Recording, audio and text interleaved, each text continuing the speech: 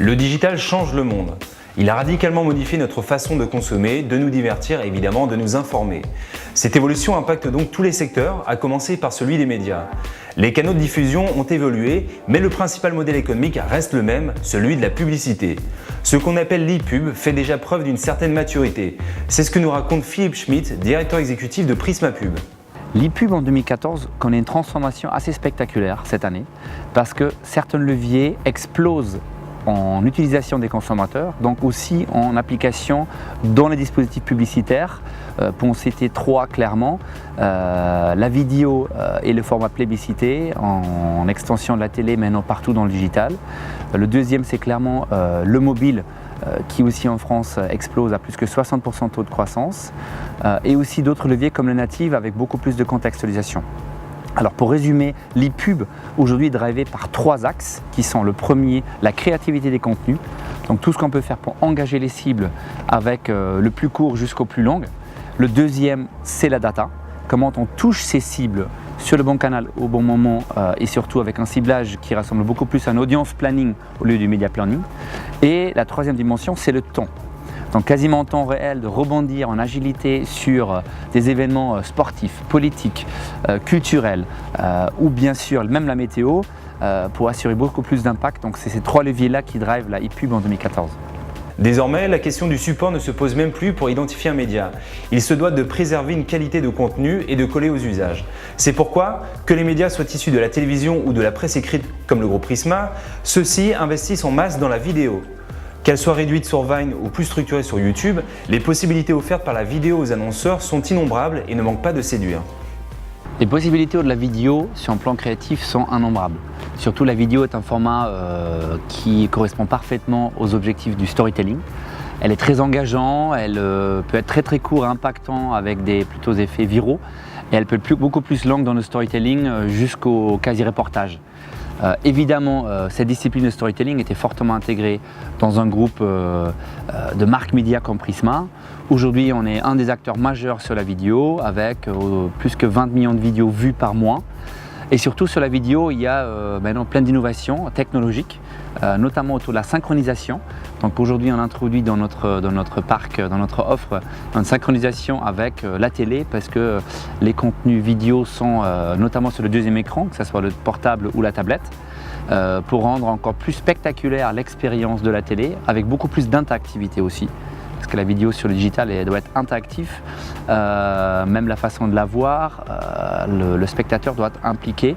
Et donc Prisma travaille donc à la fois la créativité des contenus et aussi via la technologie, tout ce qui est synchronisation, interactivité. Remise en question par le consommateur, les marques recherchent avant tout à instaurer de la confiance. Les médias, principalement historiques, sont en mesure de répondre à cette problématique et c'est pour cela que fleurit un nouveau format nommé Native Advertising.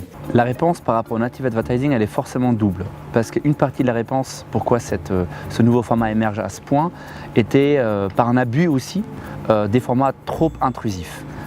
Trop intrusif par rapport au contrat de lecture. On a empêché les gens à profiter des contenus éditos, des contenus de crédibilité. On a imposé des formats en cassant leur contrat de lecture. Et ça, forcément, le native, il est plus intelligent parce qu'il est plus naturel. Il s'introduit dans un flux de consommation média. Et donc là-dessus, il y a une correction qui était faite par rapport à trop de répétitions, trop d'intrusion et pas assez de contrôle pour l'internaute aussi de pouvoir dire que stop, ça va trop, ça c'est trop. La deuxième partie de la réponse est liée à la crédibilité d'une marque média historique, notamment issue du print, dont veulent profiter les communicants parce qu'ils cherchent la confiance. Et donc là, le native propose à la fois la forme de se rapprocher du média partenaire, mais aussi sur le fond de profiter du savoir-faire narratif des médias historiques. Et là, j'irai plus loin, il faut même aller jusqu'à un narrative advertising, c'est-à-dire donc une publicité aussi intéressante que l'éditorial, avec l'aide, avec l'accompagnement du média partenaire qui sait adresser les contenus aux consommateurs. Les médias sont donc présents sur plusieurs canaux, que ce soit le web, le mobile, la vidéo et les réseaux sociaux. Évidemment, tout l'intérêt pour l'annonceur consiste à articuler ces différents canaux entre eux, soit à faire du cross-canal. Il est essentiel d'orchestrer ces nombreuses possibilités de points de contact à travers une stratégie qui vise l'ensemble. Le consommateur, il ne pense pas en silo, Il vit tous les jours, tout le temps en contact avec les marques. Lui, il consomme plusieurs médias à la fois. Donc une marque intelligente qui s'intéresse à un consommateur pour le engager avec un discours, une proposition de valeur, elle doit orchestrer ce parc de points de contact avec les partenaires médias qui sont capables de les transformer en points de confiance. Mais surtout, au-delà du partenaire média, c'est la pertinence, comme vous le dites, des contenus sur le canal et adressés à la bonne personne qui donne un sens à l'ensemble.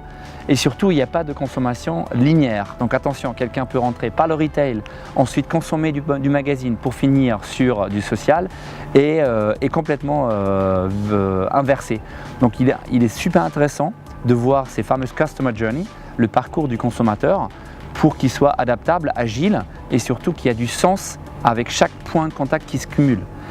Donc l'essentiel pour les marques communicants, c'est en fait d'avoir une espèce de war room de marques où ils agrègent ces différents points de contact pour donner l'intelligence à la donnée et surtout donner au consommateur l'impression que la marque est en contact avec lui et il ne parle pas à des différents silos dissociés. Native Ad, vidéo, RTB, les formats ne manquent pas. Mais vont-ils perdurer? Seront-ils remplacés? Le futur nous le dira.